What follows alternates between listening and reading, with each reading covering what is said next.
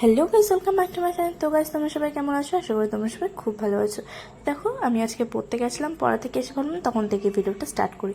এই দেখো, এইদিকে কিন্তু মা পার্শে মাছ ভাজছে, তাই জন্য আমি সেই ভিডিওটা করে নিচ্ছিলাম যে আজকে পার্শে মাছ এনেছে।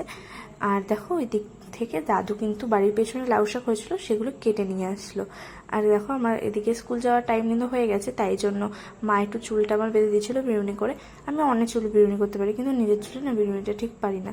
আর ওই জায়গা ভাই কিন্তু স্কুল থেকে চলে এসছে, তাই বাবা ওকে জামা টামা ছাড়িয়ে দিচ্ছিল। ওর কত ভালো, ওকে কি সুন্দর জামা টামা ছাড়িয়ে দেয়, ওর কোনো কাজ টাজ করতে হয় না। তারপরে মা কিন্তু ডিবাপের বিরিয়ানি এগুলো বের করছিল, কারণ কালকে রাত্রিবেলা কিন্তু বাবা ডিবাপের বিরিয়ানি এটা এনেছিল। তো কারা কারা খেয়েছো প্লিজ আমাকে কমেন্ট করে জানাবে। আমি তো অনেকবার খেয়ে ফেলেছি, আর প্রচণ্ড ভালো খেতে। তো দেখো, বাবা কিন্তু নিয়ে এসছে, আমাকে মা হলো ঢেলে দিয়ে দিচ্ছে। আমি ততটা খেতে পারবো না, তাই জন্য মা ঢেলে দিয়েছিল।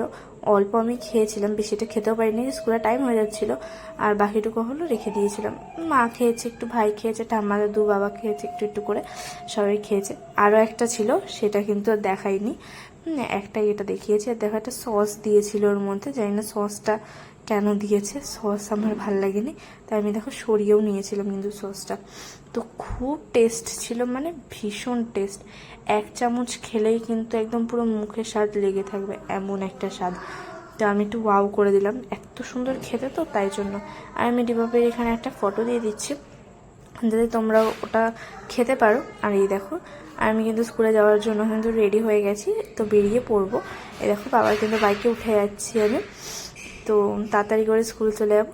টাটা। তো আজকের ভিডিওটা কিন্তু এই অবধি, আবার দেখা হবে কিন্তু পরের ভিডিওতে। বাই।